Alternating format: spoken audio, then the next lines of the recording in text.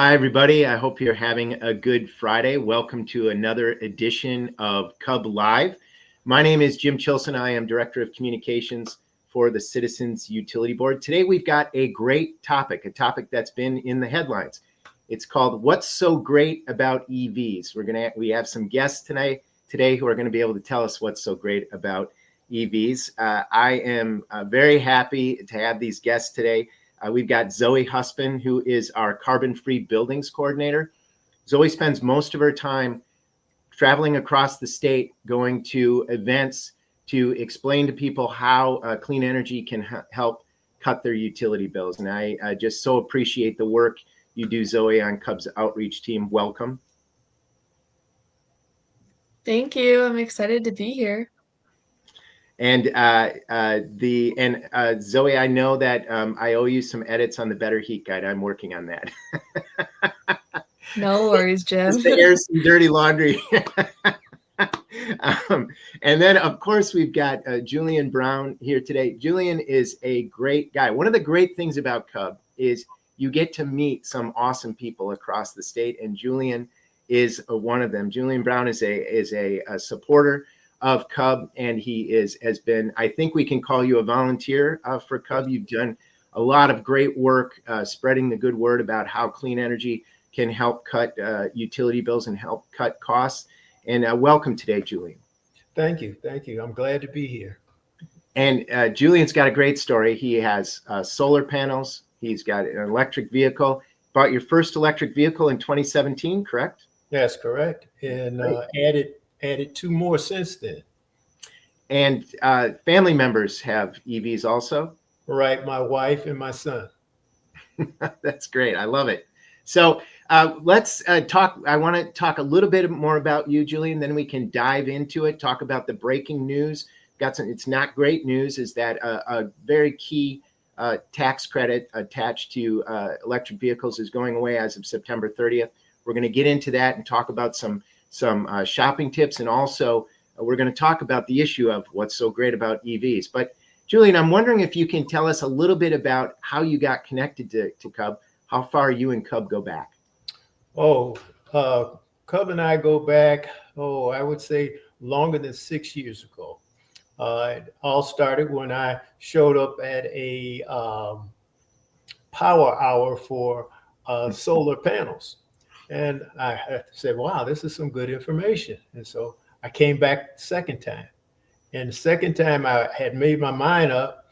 And then the CUB representative asked me, because I was asking a lot of questions, where do you work? I said, well, I'm retired. And she was smart enough to say, where did you work? And I said, Nicor Gas.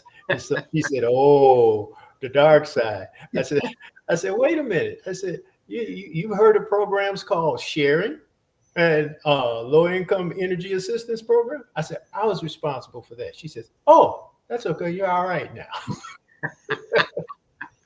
So that's how I got started being a volunteer. You know, I started taking advantage of the programs that CUB was offering.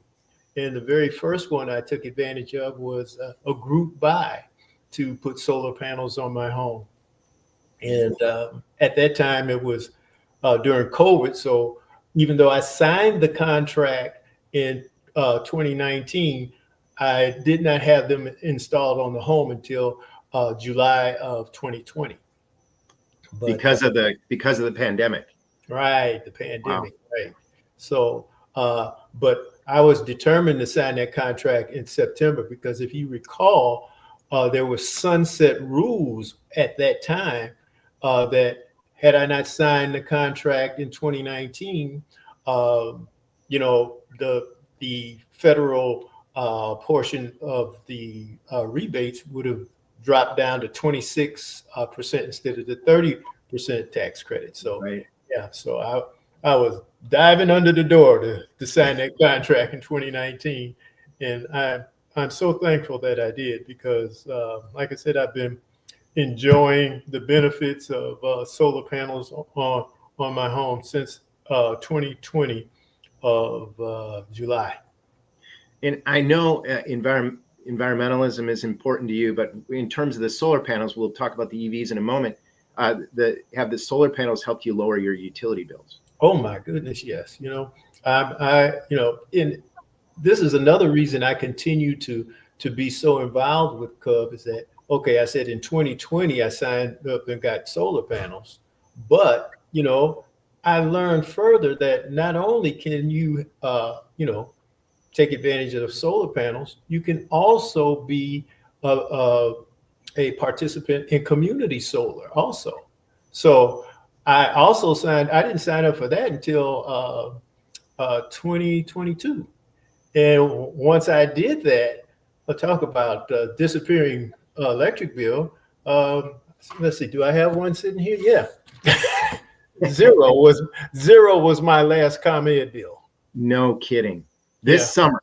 Yes. In a summer when people are dealing with this, with these PJM issues and the price for electricity is skyrocketing, you paid a zero electric bill. Wow.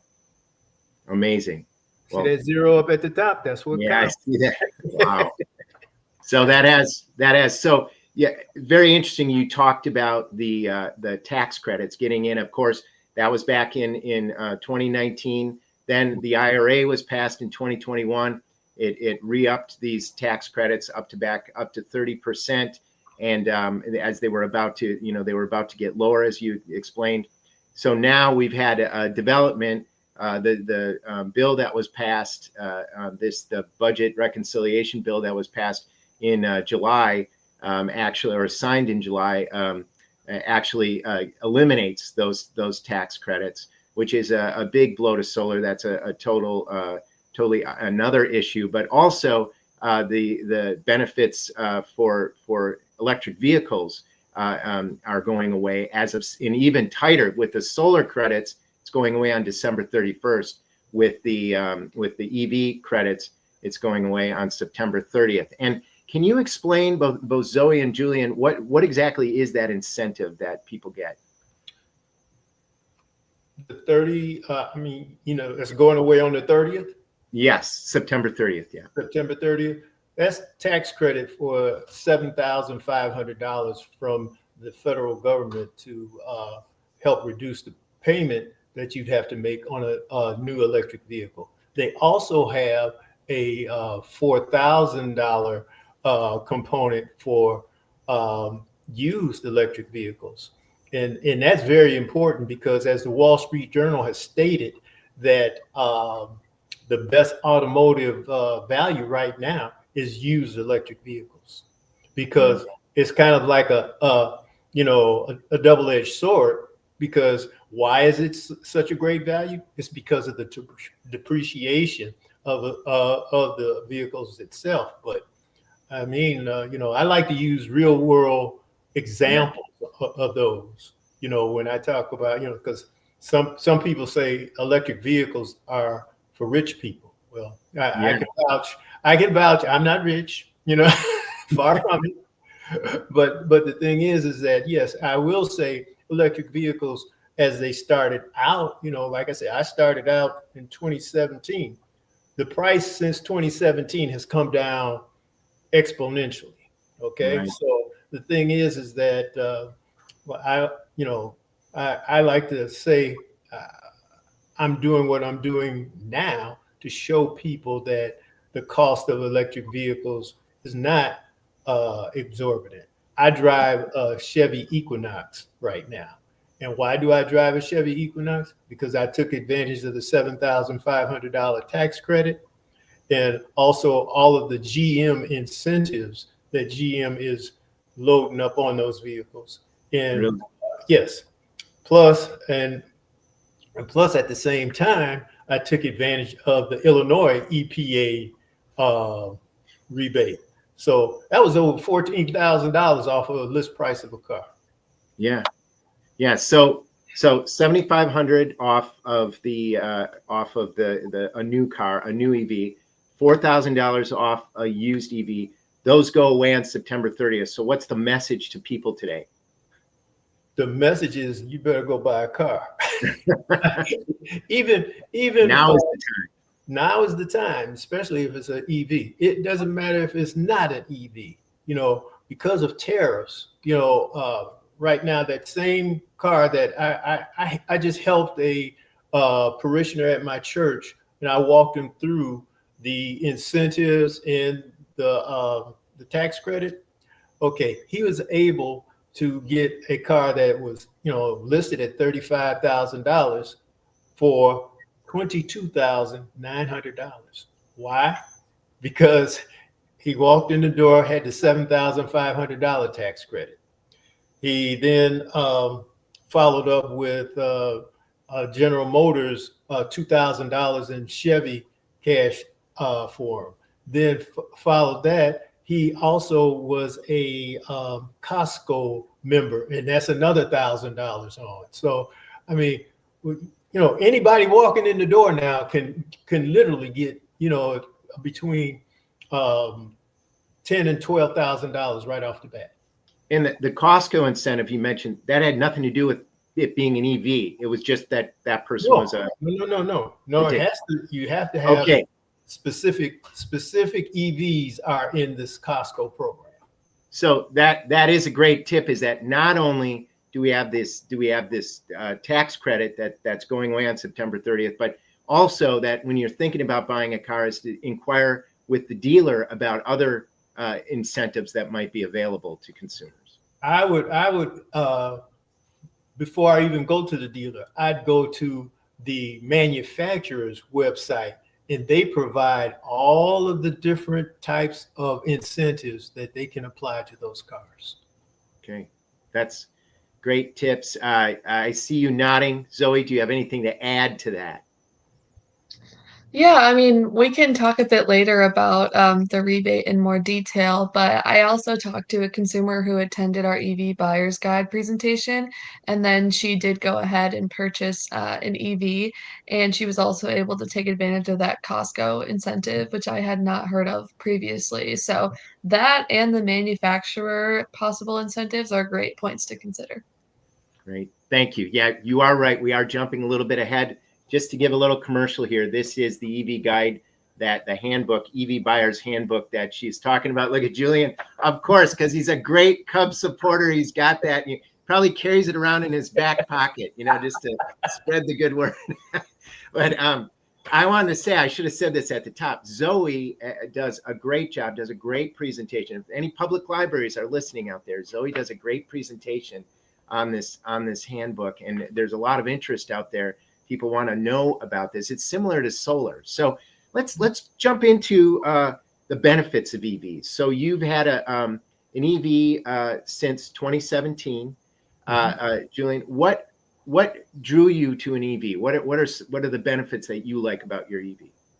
Well, considering that in the United States, the emissions sector of transportation contributes 28% to greenhouse gases. And from an environmental standpoint, that drew me to EVs. And it drew me to EVs because it coincides with the goals of Laudato Si, which are to take care of the environment and take care of the poor. And we know climate change impacts the poor more so than the rest of us in society. So if I can drive an EV, that means I'm addressing a environmental aspect of society and also helping the most vulnerable in society. That drove me to buy an EV. That's great. And Julian, you mentioned Laudato Si. Just to talk, CUB works often with this group. This is a group connected to your church. That's people who are basically our churchgoers who are interested in doing well for the environment, correct? Correct. It's based off of the encyclical Pope Francis wrote, which was titled Laudato Si. Yeah. And so what does that translate to? God be with you. Got it. Okay. All right. So that group, CUB, is partners with groups across the state. And that's one of the groups we partner with often, just trying to connect people with good information about how clean energy can cut their utility bills. So you got involved for the environmental aspects. What are some of the other benefits that you can tell about your EV? Cost savings.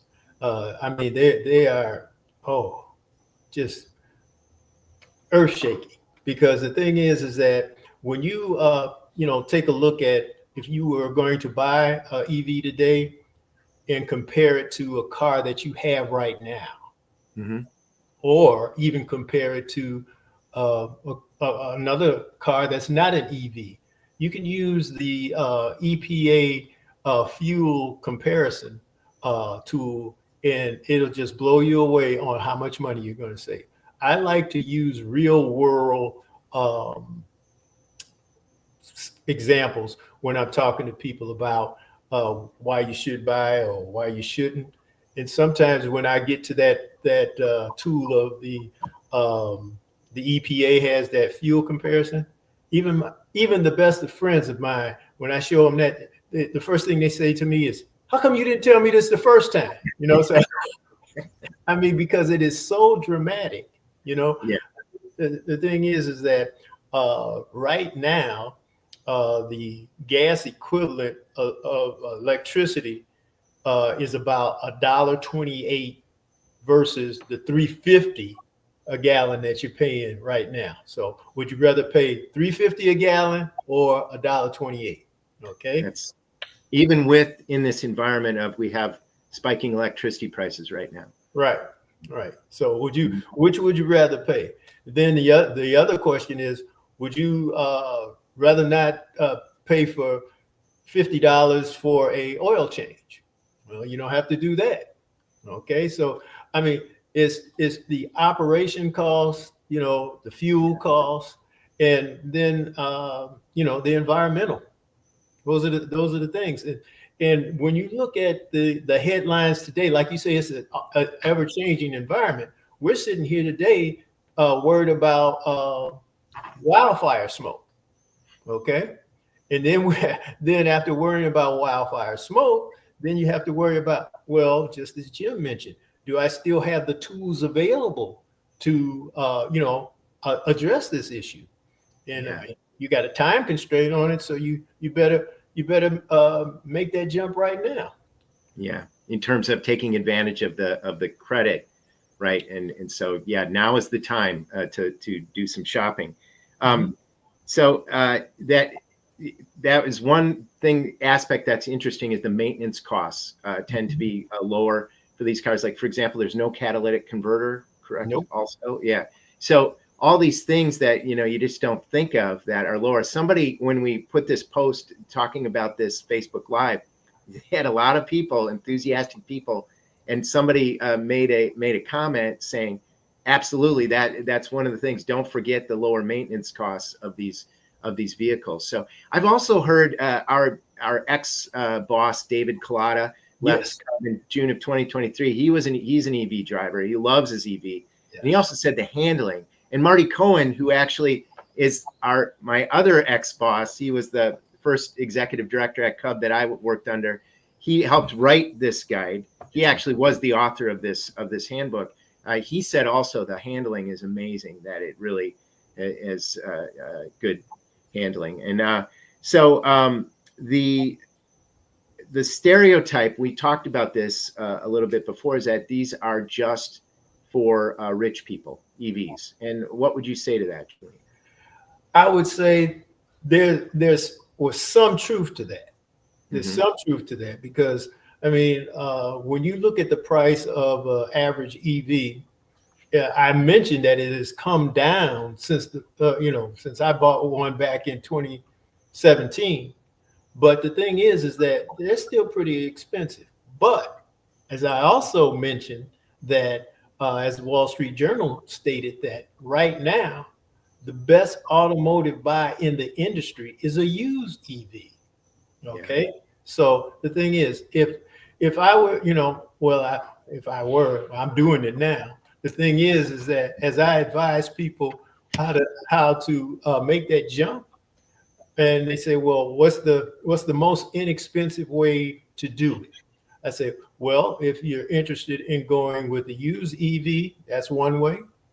If you're interested in buying it straight out, I I know I sound like a Chevy salesman, but my God, the lowest price EV, brand new EV is a Chevy Equinox, and you're getting a ton of vehicle for that amount of money. But then leasing, leasing is the loophole in leasing is going away too. So people have to think about that.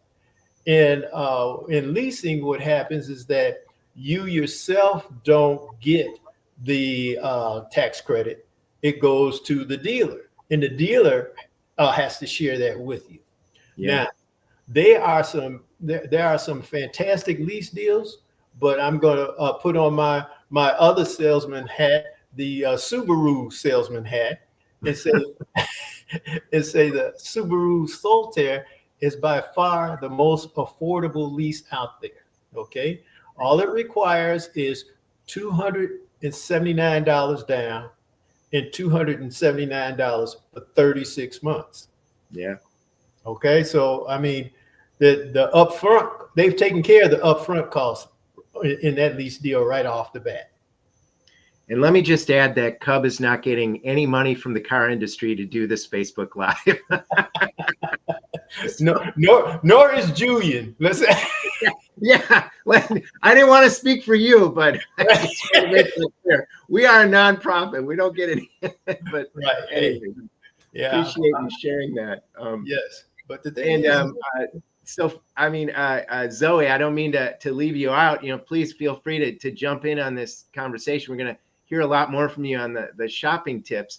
But I did have one more question, and maybe Zoe, you might have something to add. So feel free to jump in.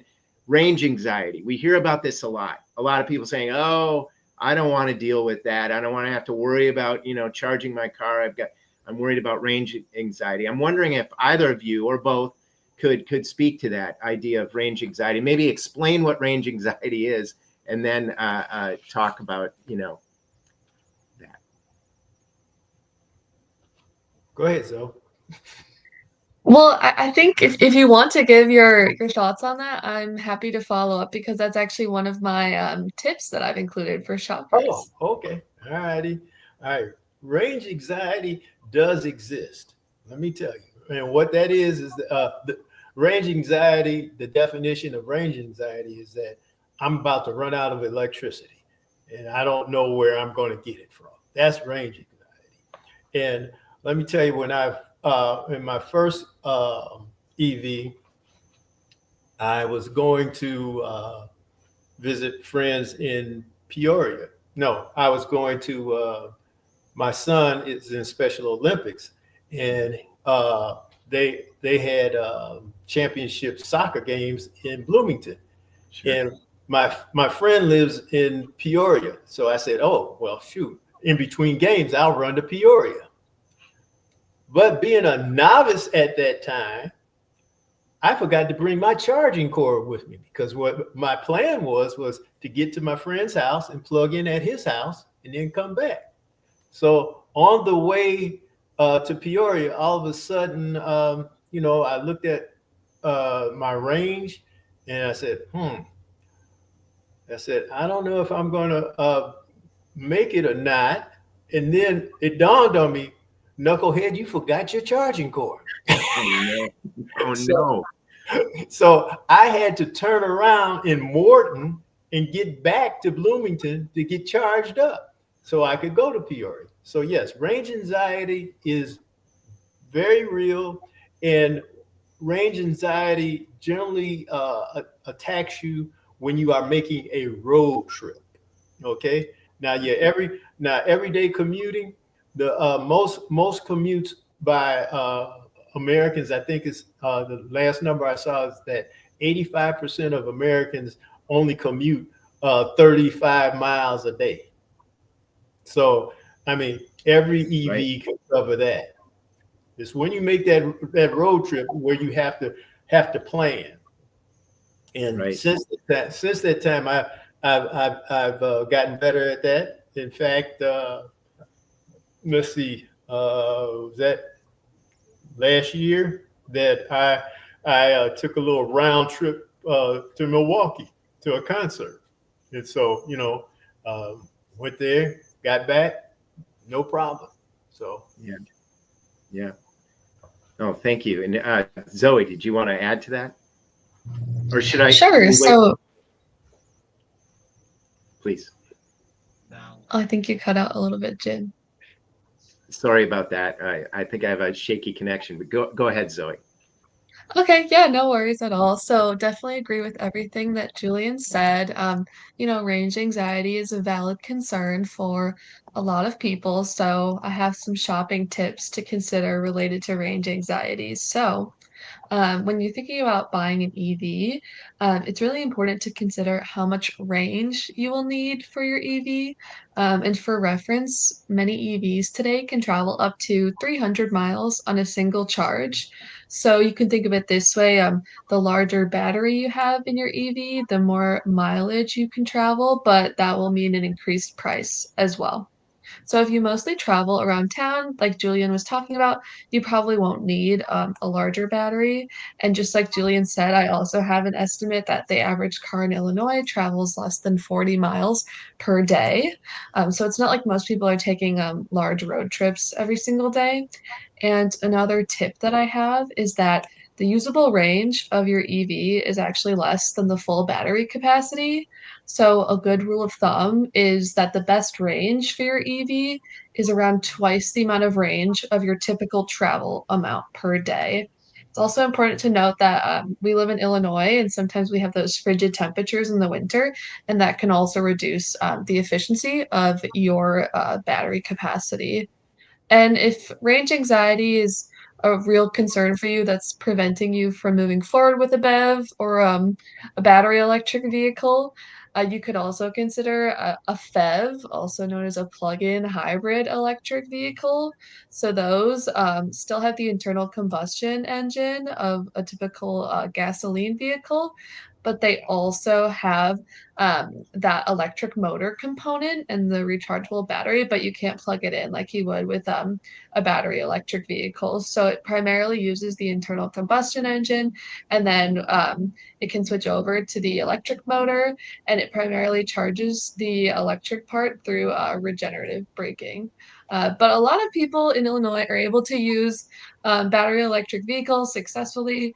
It may require a bit more planning when it comes to planning a road trip, but I've talked to many individuals who've been able to successfully road trip.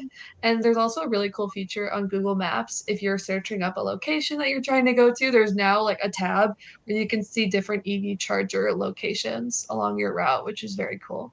So those are my main thoughts on range anxiety. Oh, that's great, Zoe. I really want to go to your presentation now. I might show up. If you see some guy in the back row, looks like me, it might be me just checking out your presentation. So that's very cool. I'm wondering what other types of shopping tips would you have for consumers? Let me just ask a quick question. Do most people charge at home, or do they do public charging? So you have a charger at home? Yes, I have.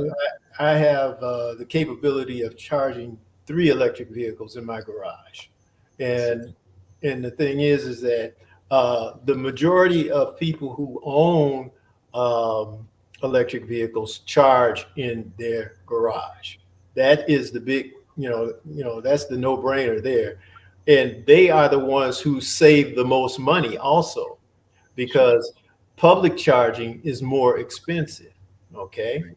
Now, in the case of charging, that figure I gave, $1.28, that $1.28 was based on charging at home. Okay. Now, charging publicly, that varies anywhere from 220 to 290, depending on which of the providers you select for your long range charging. Now, but the other thing is that you combine solar panels with electric vehicles. Okay, that $1.28 goes down to about 64 cents. All right. So, when you combine the two, you really get the best bang for the buck. Yeah, it seems like solar panels are such a key component to this. It doesn't mean that if you don't have solar panels, you can't get an EV, but the economics of this become so much better, you know, with things like add-ons like solar panels. So yeah, in fact, I got my EV first, and then I got my solar panels, and then I said, "Oh my goodness, look at this!" So yeah, it's an eye opener. Great. So Zoe, any other shopping tips that you would want to share for consumers? Yeah, so another one that just came to mind when Julian was talking about the benefits of solar panels is a program called hourly pricing in ComEd territory. And there is an equivalent program in Ameren territory, peak peak time rewards, Jim, is it? Or peak time savings? Power smart pricing. Power smart pricing. Power smart pricing. I don't spend as much time in Ameren territory, my apologies. But with that program, instead of paying that predetermined rate of electricity per hour, so right now in ComEd territory, for example, we're looking at about 10 cents per kilowatt hour, you're actually paying the real-time market price of electricity that fluctuates hour by hour based on demand. So this program does require a bit of monitoring and being willing to reduce energy usage and saving that for off-peak hours if you're willing to do that. But if you are, it's a really great program for EV owners because you can look at the schedule. ComEd will usually send it a day in advance of an estimate of what the prices for electricity will look like throughout the day. And typically the price of electricity drops significantly in the middle of the night because if you think about it, nobody's using electricity much in the middle of the night, but it usually spikes like around dinner time, things like that. So you could plan to charge your EV in the middle of the night when the pricing is the lowest for electricity. So that's another thing that I wanted to mention because it can also really help. And just like solar too, so there's a lot of great tools that you can utilize to reduce that price as much as possible. And similarly to what we were talking about before with chargers, that was my other tip. So when you choose to purchase a battery electric vehicle, you will need somewhere to plug it in. So, as Julian mentioned, most EV owners use a home garage or some kind of parking space at their home. So, you should ask yourself, is that available to me? Could I rely solely on public charging at a mall or some other public space nearby? And if so, how much will public charging cost me? It is the cheapest option to charge at your home, like Julian said. So, that's something else to keep in mind. And if you're not familiar, there are three basic levels of charging speeds. So level 3 is the fastest. You actually can't install this in your home because it uses direct current power, and we only use alternating current power in our homes. So you can't have that one, but it's not practical anyways for EV users who travel locally or sparingly, but you might be able to plug into a level 3 at a public space like a mall or something like that. So if you want to start out with a level 1 charger, a 120 volt socket on the wall would be adequate. So just to give you reference, 120 volt outlet is something that you could use for like a hair dryer, just like a standard electric appliance in your home. So if you have an outlet in your garage, you're good to go for a level 1 charger. So a level 2 charger would be a better fit for individuals who drive lots of miles or multiple trips per day. So from my experience, most people use level 2 chargers at home. But it is important to note that if you're looking to make that change to a level 2 charger, you may need to upgrade your electric service, which is also an additional cost to consider. So I typically recommend if someone's not sure if level 1 or level 2, maybe you start with level 1, you see how that's going for you, and if you find that level 1 charging is not fast enough for your daily needs, then you consider upgrading to a level 2 charger. So those were kind of my main tips that come to mind, but I'm happy to hear any input from Julian if those are good points or not. Oh, they're very good points. The thing is this: uh, when you don't have that at-home charging, that that kind of puts you out on an island, so to speak. And the thing is that I always inform individuals that are interested in EVs but don't have a garage. First question I do is I take them to the PlugShare app, and I say, okay, let's look and see where is the closest public charging station to your home or your location. And so the Plug Share app that allows you. That's an app that allows you to identify where charging stations are. That's correct. Yes. And so, we go through that process, and I say, okay, all right. And then you really have to ask people, hey, okay, how far do you work? Is your home from your work? And then, you're going to go to work. Okay. So, okay, what do you do after that? You just have to ask those candid questions in order to make this decision, and, like I say, I tell anybody that I'm trying to help is that if you don't have that at home, okay, you better have an electrified America right around the corner then, because when you talk about level one charging will get you approximately 3 to 5 miles per hour in charging. So that's why it's called a trickle charge also.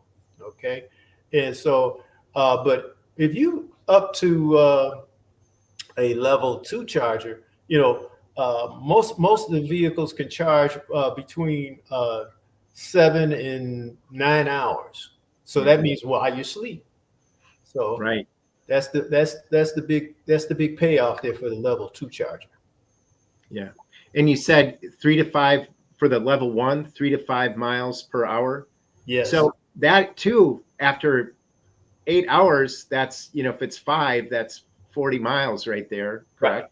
So, correct. So it just gets back to the point of where hourly pricing can be a great fit. It's not going to be for everyone probably, but could be a great fit because the prices are lowest in the, in the middle of the night. And that's when you'd be doing your charging. And yep. I know that hourly pricing can be scary to people sometimes because the price can change on an hourly basis, but I think it's a lot less scary when you consider how darn low the price can get over the course of a day. It can get very high also, but it can get quite low, like you said, in the middle of the night. So does anybody have any other, I want to get to some resources. Does anybody have any other tips that you want to share?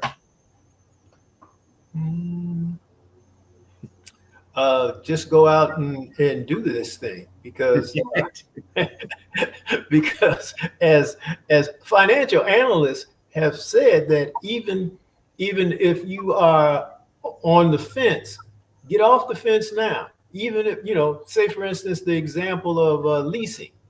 If you lease a vehicle today and say you lease it for 3 years and you decide you don't like it after 3 years, and you turn around and you buy that vehicle, okay, then guess what? You have a vehicle that you just purchased that, one, you made it under the wire for the tax credits, okay?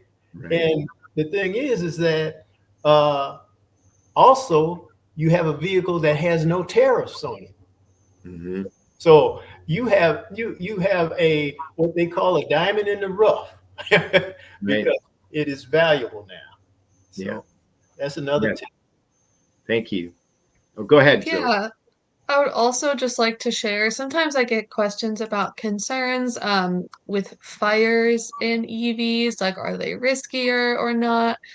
So typically EVs are composed of lithium batteries, but ICE vehicles, also known as internal combustion engine vehicle fires, they're actually statistically more common than EV fires. So that's also something to help ease concerns for people, because that's also a question that I get out in the field. Right. Oh, thank you for sharing that. That's great. And I just want to go, we talked about the incentives. So right now, obviously, we got that $7,500 for a new car, $4,000 for a used car, ends on September 30th. Always check with the maker of the car and the dealer for any other incentives. There is occasionally there is a state incentive, state rebate that is not up right now. Correct, Zoe? So yeah, that's actually what I wanted to talk about too, as my last tip for people. So great. We are losing that federal tax credit, but despite the Costco and manufacturer incentives that we talked about, thanks to CEJA, which is the Climate and Equitable Jobs Act, we do have a rebate for purchasing an electric vehicle. So this program is administered by the Illinois EPA. So it's a $4,000 rebate and it applies exclusively to electric vehicles. So no hybrids or PHEVs. So the ones I was talking about earlier that have that internal combustion engine, those would not qualify for this rebate. And then it could also be used for $1,500 for an electric motorcycle if that's something that you're interested in. So the rebate is for both new and used EVs, but if the EV is used, no previous EV rebate could have been applied to it.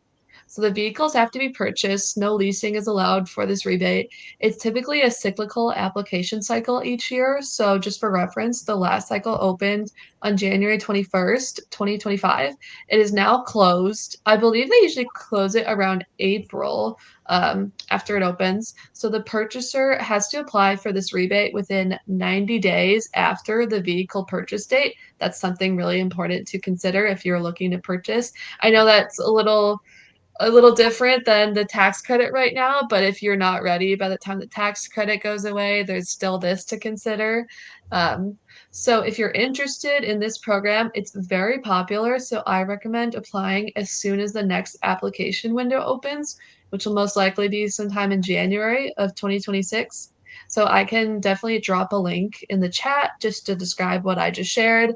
And then you can also sign up for the listserv to stay updated on when the next application cycle opens because you cannot apply until the application cycle opens.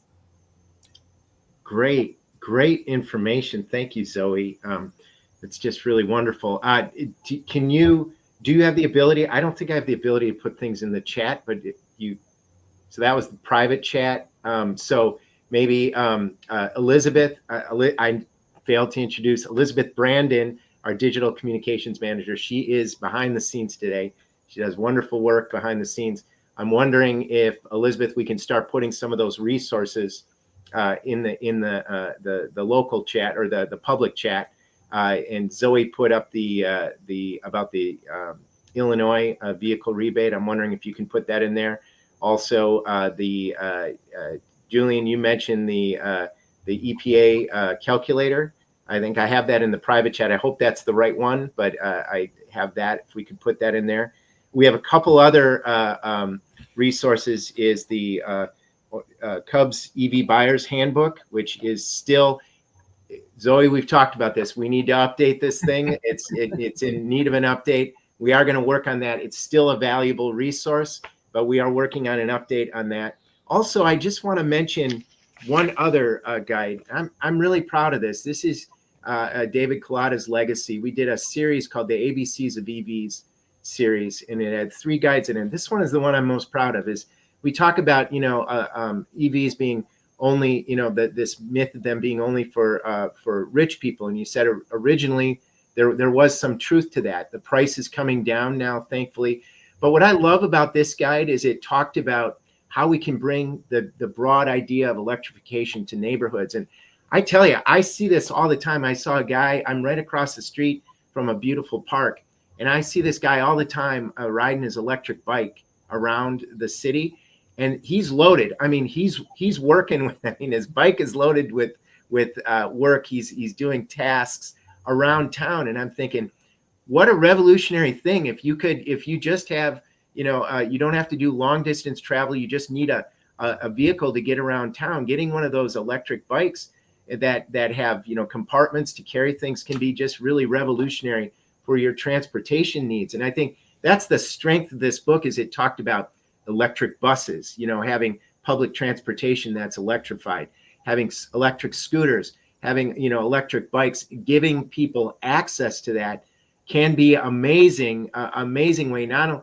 you talked about the environmental benefits that too often the poorest neighborhoods, the ones that are dealing with the most income issues, are the ones that get the most pollution. The environmental racism, and just how devastating that can be to a neighborhood, and how electrification can help with that, and also give people low cost means of travel. So this guide is also, you can get all 3 guides for the ABCs of EVs and we're putting that in the chat also. Is there any other resource that you would recommend we send people to, either Zoe or Julian? Yes. Okay. If you're interested, Edmunds.com. I mean, that's their job of comparing vehicles. They give you reviews. They compare EVs to anything all the time.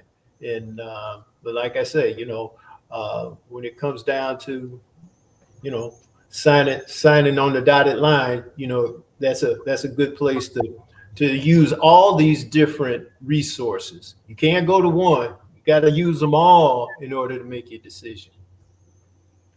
That's right. And you also recommended, I just put it in the private chat, but we'll put it in the public chat too, is this finding, the DOE has a link to finding cars with good fuel economy. So in addition to Edmunds.com, we'll get that in there too for the public chat.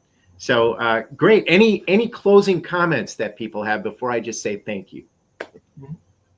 Well, I just want to say thank you for having me, because the thing is that I try every day to, my boss used to tell me, you know what, it's not important if you can't measure it.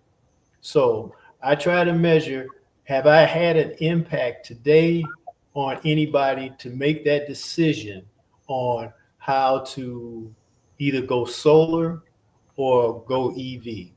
And so my scorecard has been looking pretty good this last month, because everybody's trying to get in before the end of these rebates. And so, but I always go back to that, and I said, my boss really had insight. And so, yes. So yes, when I talk to my groups at church, I said, if you can't measure it, it must not be important. But the thing is, you can measure this. Yes. Yeah. Thank you. Yeah, I'm sorry. I was just going to say the only other thing I would add is, if you have an interest in hearing me talk a little more in depth about shopping tips, definitely reach out, because we do provide that EV Buyer's Handbook presentation. And if you have any questions, feel free to call our hotline at CUB. I typically get many calls in December with people curious about the EV rebate through the state of Illinois. So definitely reach out if you have questions. I'm happy to help you walk through these resources. I'm not a tax expert, but I'll do my best to help you. Thanks, Zoe, and thank you, Julian, for sharing your expertise today. We just really appreciate it, Julian. Just thank you, volunteers like you, and just people in the world like you. We're so grateful for you. So thank you so much, and Zoe, the fact that you share your gifts with us during this time, we really appreciate it. That is another episode of CUB Live. I just want to tell you, we had one last week about the NICOR rate hike, our fight against the NICOR rate hike. Next week, we're going to be talking with Clara and Ani from the CUB team about this electricity price spike. We did one some time ago, some weeks ago, just to talk about, warning people about it. And now we're going to do another one, getting their experience about, getting Ani's experience about what it's been like to answer phone calls from people, but also from Clara talking about, we had another capacity auction, and it looks like electricity prices are going to be elevated next year too, unfortunately. So all of these things are linked in that it's all about how can we lower utility bills and what's the best low cost approach. And so often it's connected to the clean energy approach is the lowest cost approach, and it's the best plan for our future. So anyway, so thank you so much, Zoe. Thank you so much, Julian. This has been another edition of CUB Live. Have a good day, everybody.